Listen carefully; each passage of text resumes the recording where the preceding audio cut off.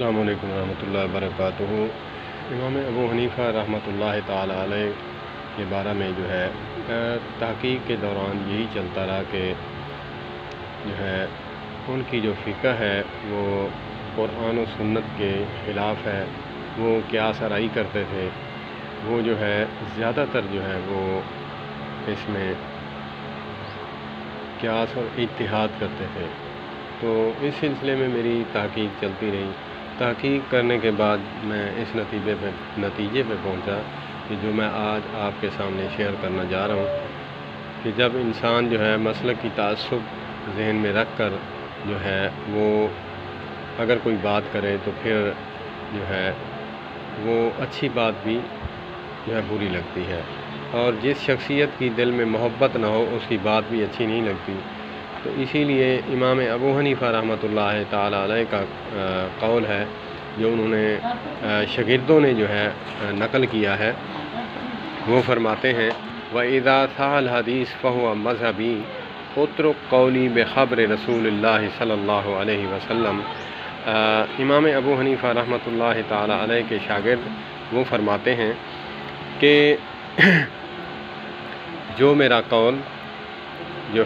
وہ قرآن و سنت کے تضاد نظر آئے تو تم حدیث کو لے لینا، قرآن کی آیت کو لے لینا، صحابہ کے اقوال کو لے لینا، میری بات کو چھوڑ دینا۔ اب یہاں تک بات ختم نہیں ہے۔ اب ان کے قول کو یا پھر ان کے مسئلے کو کس نے دیکھنا ہے؟ میں نے؟ تیسی چلانے والا؟ ریڑھی چلانے والا؟ نہیں۔ جو جس کام کا اہل ہے تو اسی سے جا کر پوچھنا ہوگا کہ جب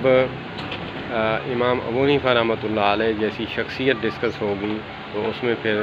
علماء ان سے پوچھا جائے گا کہ وہ کس حد تک بات صحیح ہے، کس حد تک ٹھیک نہیں ہے، یا اگرچہ کوئی مسئلہ بھی آیا ہے کہ نماز کے ریلیٹڈ ہے، کوئی مسئلہ بھی ہے تو اس کو حدیث پاک پر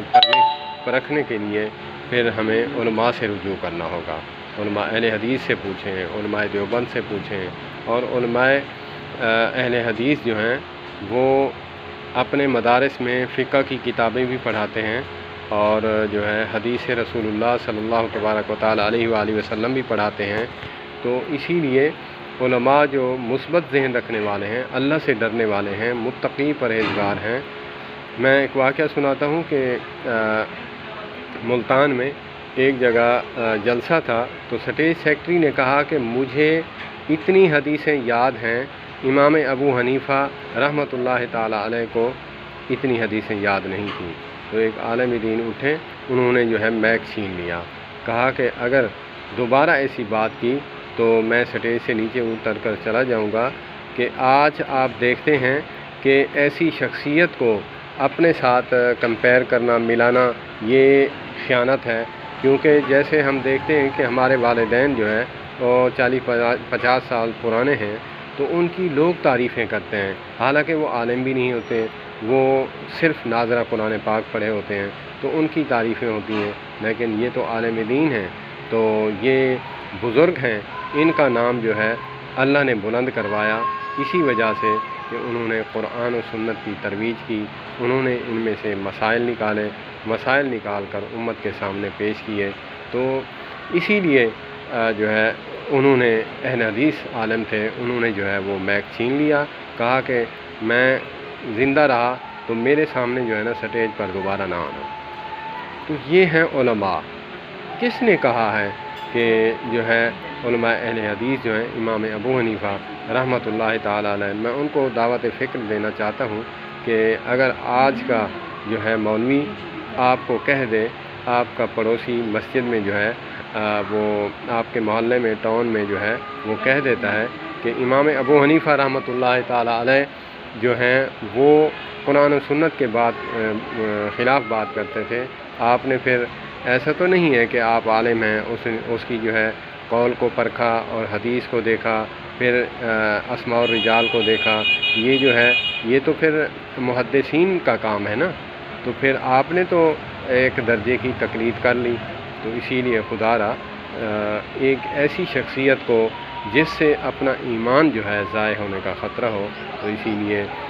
جو ہے میں نے ایک ویڈیو میں پہلے بھی بتایا تھا، امام ابو حنیفہ رحمۃ اللہ تعالی علیہ کے بارے میں مشہور تھا کہ یہ جو ہے آقا کریم علیہ الصلوۃ والسلام کی حدیث کو ترجیح نہیں دیتے، اس میں قیاس کرتے ہیں۔ جب انہوں نے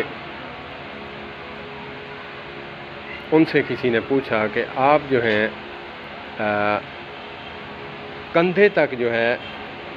قیام میں کندھے تک ہاتھ اٹھانے کے قائل کیوں نہیں ہیں، کیونکہ یہ حدیث بھی ہے، تو جس پر اہل حدیث علماء عمل کرتے ہیں۔ تو انہوں نے بہت ہی پیاری بات کی، کہا کہ مجھے جو ہے حدیث سے نہ ضد ہے نہ عناد ہے، مجھے مقام اور مرتبہ ملا نبی مکرم صلی اللہ تبارک و تعالیٰ علیہ وآلہ وسلم کی سنت کی ترویج میں، اس کو جو ہے پھیلانے میں، تو میں پھر آقا کریم علیہ الصلوۃ والسلام کے خلاف کیسے بات کر سکتا ہوں۔ تو انہوں نے کہا کہ میرا یہ قیاس کہتا ہے، میں کہتا ہوں کہ آقا کریم علیہ الصلوۃ والسلام کی تینوں حدیث پر عمل ہو۔ وہ کیسے کہ ایک حدیث ہے یہاں تک کندھوں تک، ایک حدیث ہے اس کی لو تک، ایک ہے اوپر کی لو تک، یہاں تک۔ کہتے ہیں کہ میں کہتا ہوں کہ آپ جو ہے جب ایسے ہاتھ اٹھائیں گے، یہاں سے اوپر کریں گے، اس پر عمل ہوتا ہوا یہاں سے گزرتا ہوا، پھر لو سے ہوتا ہوا پھر اوپر تک چلا جائے گا، یہاں تک جو ہے ہاتھ اٹھائیں قیام کرتے وقت۔ پہلی جو تکبیر تحریمہ والی رفع الیدین ہے، جب رفع الیدین کریں تو اس پہ جو ہے پھر آپ ہاتھ یہاں تک اٹھائیں۔ تو وہ فرماتے ہیں کہ اس سنت سے ہوتے ہوئے پھر اگلی سنت، دوسری، پھر تیسری۔ میں کہتا ہوں کہ یہاں سے جو ہے مجھے جو اچھا لگتا ہے کہ ہر حدیث پر اگر عمل کرنا ہے تو پھر میں جو کہتا ہوں کہ اس پر عمل کرنا چاہیے، تو اس میں کوئی مخالفت والی بات تو نہیں ہے۔ انہوں نے بھی حدیث لی، علماء فرماتے ہیں، علماء اہل حدیث بھی فرماتے ہیں یہ تینوں حدیثیں ہیں، تو اسی لیے انہوں نے قیاس کیا۔ قیاس جو ہے قرآن و سنت کے مطابق کیا، نہ کہ جو ہے وہ اس کو ایک کتاب تھی مولانا محمود الحسن دیوبندی رحمۃ اللہ تعالی علیہ کی، تو میں تحقیق کے سلسلے میں تھا، مجھے اہل حدیث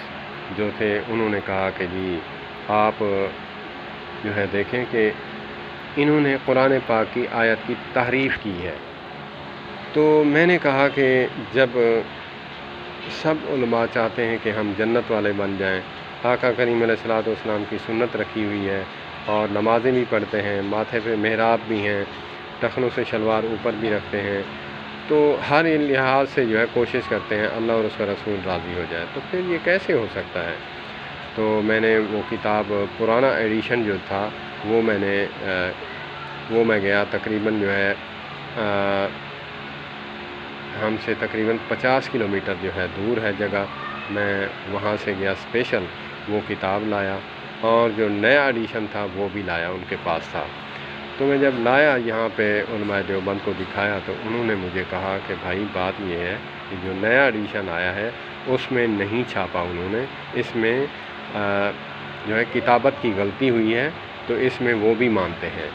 اگرچہ وہ یہ بات نہ نکالتے تب ہم کہتے کہ انہوں نے جو ہے اپنا مسئلہ ثابت کرنے کے لیے قرآن پاک کی آیت کو تحریف کر کے جو ہے آگے پیچھے کر دیا ہے۔ تو وہ یہ آیت تھی، یا ایھا الذین آمنوا اطیعوا اللہ واطیعوا الرسول واولی الامر منکم فان تنازعتم فی شیء فردوہ الی اللہ والرسول۔ یہ آیت کریمہ تھی جو کہ اولی الامر جو ہیں وہ اس سے مراد جو ہیں وہ فقہا لیے گئے ہیں، تو اس سے جو ہے وہ ثابت یہ کرنا چاہتے تھے کہ تینوں چیزیں جو ہیں ہمارے لیے واجب ہیں۔ کس طرح انہوں نے کہا کہ یہ آیت کی جو مسٹیک ہوئی وہ یہاں پہ ہوئی کہ یا ایھا الذین آمنوا اطیعوا اللہ واطیعوا الرسول، یہ دو امر آ گئے اللہ اور اس کے رسول، تیسرا ہے واولی الامر منکم، یہاں تک تینوں جب ختم ہوئے تو پھر آگے آتا ہے فَإِن تَنَازَعْتُمْ، اگر تمہارے اندر جو ہے جھگڑا ہو جائے کسی مسائل پر، تو پھر کس طرف رجوع کرنا ہے؟ تو پھر وہ دو چیزیں ہیں، وہاں دو چیزیں ہیں۔ فَإِن تَنَازَعْتُمْ فِي شَيْءٍ، اگر کسی چیز میں، کسی مسئلے میں تنازع ہو جائے تو پھر کس طرف رجوع کرنا ہے؟ وَإِلَى اللَّهِ وَالرَّسُولِ، فَإِن تَنَازَعْتُمْ فِي شَيْءٍ فَرُدُّوهُ إِلَى اللَّهِ وَالرَّسُولِ، لوٹاؤ اللہ اور اس کے رسول کی طرف۔ تو یہ دو چیزیں ہیں۔ پھر انہوں نے جو وہ اولی الامر کی جو آیت ہے وہ جو ہے لگا دی تھی یہاں آخر میں، کہ پہلے بھی 3 بیان ہوئی، آخر میں قرآن پاک میں 2 بیان ہوئی، لیکن انہوں نے وہ اولی الامر کو یہاں ڈال دیا، فَرُدُّوهُ إِلَى اللَّهِ وَالرَّسُولِ وَأُولِي الْأَمْرِ مِنْكُمْ إِن كُنتُمْ تُؤْمِنُونَ بِاللَّهِ وَالْيَوْمِ الْآخِرِ۔ جب انہوں نے یہ آیت تھی، ٹھیک ہے ظاہراً تو ہے، لگتا ہے، میں تو اس بات کو یہ نہیں کہتا کہ انہوں نے جان بوجھ کر لگائی ہے، میں تو حسن ظن رکھتے ہوئے، اگرچہ وہ مسئلہ ہی بیان کرنے کے لیے انہوں نے کیا ہے، یا پھر کسی کی نظر ثانی، یا پھر کسی نے تنبیہ کیا ہے، تو وہ بات نکال دی ہے، تو اب ہم قیامت تک یہ کہتے رہیں کہ جو ہے انہوں نے یہ غلطی کی ہے۔ اللہ نے انسان کو جو ہے کہا ہے کہ اگر انسان جو ہے بچپن میں گناہ کیے، بڑھاپے میں آ کر توبہ کر لی، تو وہ صبح کا بھولا ہوا شام کو گھر واپس آ جائے، اسے بھولا ہوا نہیں کہتے۔ تو ہمارے دنیا کے ہاں یہ قاعدہ قانون ہے کہ اللہ سے وہ توبہ کر لے، لیکن دنیا کہتی ہے کہ یہ گناہ گار ہے، ان کے کاغذوں میں جو ہے وہ جو ہے گناہ گار ہے، اس کو معافی نہیں ملنی، جیسا کہ ہم نے یا کسی نے کسی کو معافی دینی ہے۔ تو معافی تو اللہ نے دینی ہے۔ جب وہ مانتے ہیں کہ یہ جو مسٹیک ہوئی ہے، اگرچہ کتابت کی ہوئی ہے، آپ نہیں مانتے کتابت کی نہیں ہوئی، یہاں جو ہے ایک عقیدہ جو ہے تمہارا نکل رہا تھا، تو اسی لیے انہوں نے اس آیت کو جو ہے وہ کاٹ کے یہاں پہ لگایا ہے، کیونکہ یہ کتاب جو ہے ایک اہل حدیث تھے، مولانا نذیر احمد حسین دہلوی، ان کے جواب میں جو ہے یہ کتاب لکھی گئی تھی۔ تو صاف ظاہر ہے جب یہ بات لکھی گئی تو اس میں ڈاؤٹ تو ہوتا ہے بندے کو کہ کسی کے مقابلے میں بات لکھی جائے یا پھر اس کو جواب دینے کے لیے، تو پھر اس میں تو ہوتا ہے، ٹھیک ہے، لیکن میں اس بات کو دونوں کو ایکسیپٹ کرتا ہوں، اگرچہ انہوں نے لکھ دی، بعد میں انہوں نے کاٹ دی، تو پھر اللہ کے ہاں جو ہے وہ تو رجوع ثابت ہے۔ جب اللہ معاف فرماتے ہیں تو بندہ جو ہے وہ کیوں نہیں معاف کرتا؟ وہ تو پھر اپنی فکر کرے کہ وہ جو ہے کتنے پانی میں ہے، تو اللہ تو معاف کر دیتے ہیں، اللہ سے توبہ کرے بندہ۔ تو اسی لیے ہم جب تحقیق نہیں کرتے، کسی سے پوچھتے ہیں، تو اس پہ ہمیں جو ہے ہمارے علماء جب بتاتے ہیں وہ کہتے ہیں کہ جی یہ بات یوں ہے، ہم آسانی سے مان لیتے ہیں، نہ ہم جو ہے وہ اس کتاب سے پڑھتے ہیں یا پھر وہ عبارت پڑھتے ہیں، اس کی جو ہے سند جانچ پڑتال کرتے ہیں، وہ نہیں کرتے، تو اس پہ اعتماد کر لیتے ہیں۔ کیا امام ابو حنیفہ رحمۃ اللہ تعالیٰ علیہ، اللہ پاک ان پر کروڑوں رحمتیں نازل فرمائے، کیا آج کا 14ویں صدی کا جو مولوی ہے وہ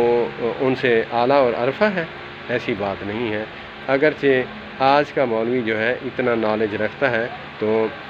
امام ابن سیرین رحمۃ اللہ تعالیٰ علیہ کے پاس ایک شخص گیا، تو امام ابو حنیفہ رحمۃ اللہ علیہ نے اپنے خادم کو یا اپنے شاگرد کو بھیجا کہ جو ہے آپ جو ہے نام نہیں بتانا، یہ بتانا ہے کہ کسی نے خواب دیکھا ہے۔ سبحان اللہ، اللہ اکبر، کسی نے خواب دکھانا ہے۔ ابن سیرین رحمۃ اللہ تعالیٰ علیہ وہ خوابوں کی تعبیر کے ماہر تھے، تو جب ان کے پاس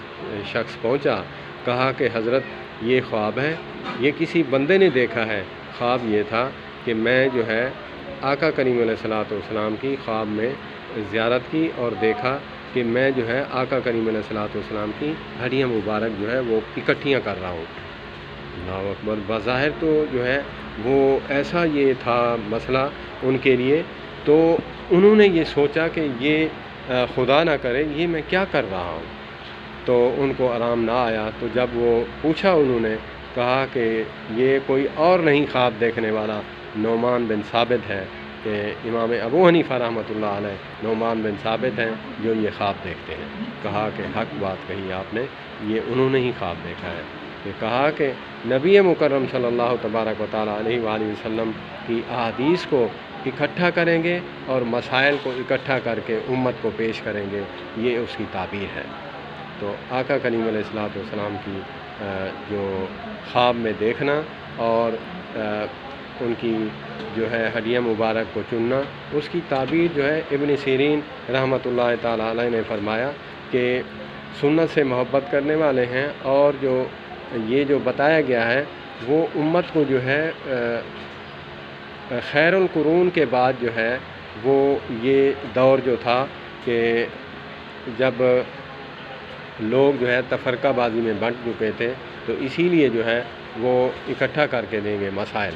تو اسی لیے جو ہے تقریباً 75% آبادی جو ہے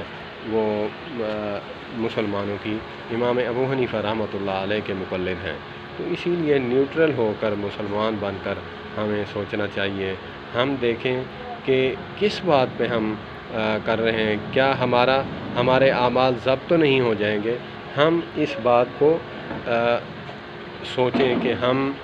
جس بات پر جو ہے بات کرنے لگے ہیں، تب جو ہے ہمیں کیا کرنا چاہیے، کیا نہیں کرنا چاہیے۔ ایک دوسرا مسئلہ ہے، جیسے مولانا اشرف علی تھانوی رحمۃ اللہ تعالیٰ علیہ نے اذان مل چکی ہے، انشاءاللہ جو ہے اسی بات پر میں اتفاق کرتا ہوں۔ باقی جو ہے یہ سلسلہ قیامت تک نہیں ختم ہونے والا۔